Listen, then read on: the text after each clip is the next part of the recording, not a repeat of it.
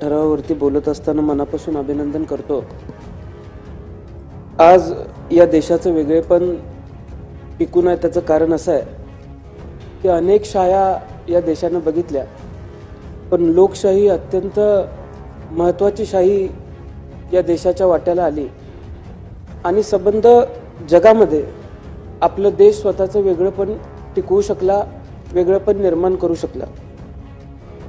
त्याचं दुसरंही कारण असं आहे की संसदीय पद्धत जी आपण कमावली त्या संसदीय पद्धतीमुळे आपल्या लोकशाहीला एक वेगळं महत्त्व निर्माण झालं।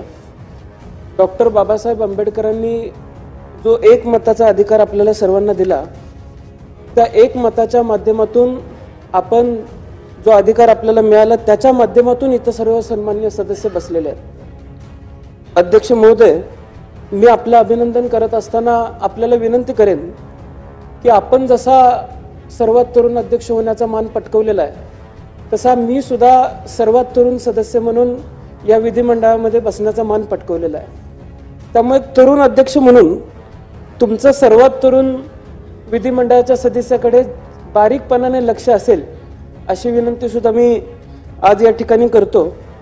त्याचबरोबर अध्यक्ष महोदय, तुमचं लक्ष माझ्याकडे असावं याचं दुसरं कारण असं आहे की आपण सुद्धा एक निष्णात वकील आहात, आम्ही सुद्धा वकिली पूर्ण करतोय। एक नंबर बाकावरती बसलेल्या वकिलांकडे जसं तुमचं लक्ष असतं तसं याही वकिलाकडे लक्ष असू दे अशी सुद्धा विनंती अध्यक्ष महोदय मी आपल्याला करतो। अगदी या सदनाची आपण इतिहास बघितला तर डॉक्टर स्वर्गीय मावळकर साहेब असतील यांनी 1937 साली पहिल्यांदा अध्यक्षपद भूषवलं आणि त्याच्यानंतर त्यांनी चांगलं काम केलं म्हणून लोकसभेचं अध्यक्षपद भूषवण्याची संधी सुद्धा त्यांना मिळाली।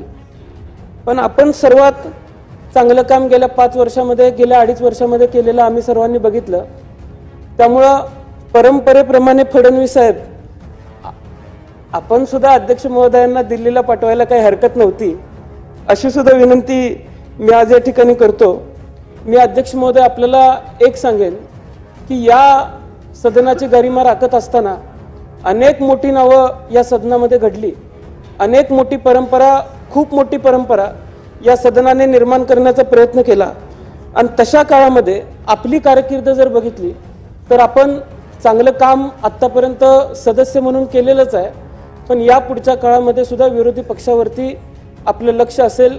विरोधी पक्षाच्या माध्यमातून सर्वसामान्यांच्या हिताच्या ज्या मागण्या येतील त्या मागण्या आपण मान्य कराल, पूर्ण कराल।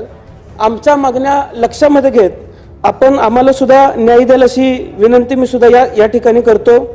हंगामी अध्यक्ष म्हणून कोळंबकर साहेबांनी काल परवा आमच्या सर्वांची शपथ घेतली। मी साहेबांचं मनापासून आभार मानतो की माझ्या आयुष्यातली सर्वात प्रथम आमदारकीची शपथ मला त्यांच्या माध्यमातून घ्यायला मिळाली, त्याबद्दल सुद्धा मी साहेबांचं मनापासून आभार मानतो। आदरणीय फडणवीस साहेबांचं सुद्धा मी मनापासून अभिनंदन करतो। फडणवीस साहेब, संत तुकारामांच्या वाणीतून एक अभंग आलेला आहे की अमृताहुनी गोड तुझे नामदेवा। आता संतांच्या वाणीतून सुद्धा आपलं नाव इतक्या गोड पद्धतीने घेतलं गेलेलं आहे, त्यामुळं पुढच्या काळामध्ये काम करत असताना तुम्ही विरोधी पक्षाला गोड पद्धतीची वागणूकच द्याल अशी विनंती सुद्धा मी आज या ठिकाणी आपल्याला करतो। आणि फडणवीस साहेब, अमृताहुनी गोड मी मुद्दामच म्हणलं कारण पुराणामध्ये सुद्धा अमृताला एक वेगळं महत्त्व होतं आणि आजही अगदी मी आपल्याला फडणवीस साहेब विनंती करेन की विरोधी पक्षाला सुद्धा आपण सहकार्य कराल। आदरणीय शिंदे साहेब असतील, आदरणीय अजितदादा असतील, सन्माननीय सदस्य असतील, यांचं सुद्धा मी मनापासून अभिनंदन करतो। आणि येत्या काळामध्ये अध्यक्ष महाराज, माझी आपल्याला विनंती असणार आहे की अनेक लोकांशी चर्चा केल्यानंतर वेगवेगळ्या ज्या समित्या गठीत होतात त्या समित्यांच्या माध्यमातून चांगलं कामकाज या सदनामध्ये व्हावं अशी सुद्धा विनंती मी आपल्याला करतो। कारण अनेक आमदारांकडून, अनेक सदस्यांकडून असं आम्हाला ऐकायला मिळालं की जी आश्वासनं अधिवेशनाच्या दरम्यान दिली गेली त्या आश्वासनांची पूर्तता होत नाही।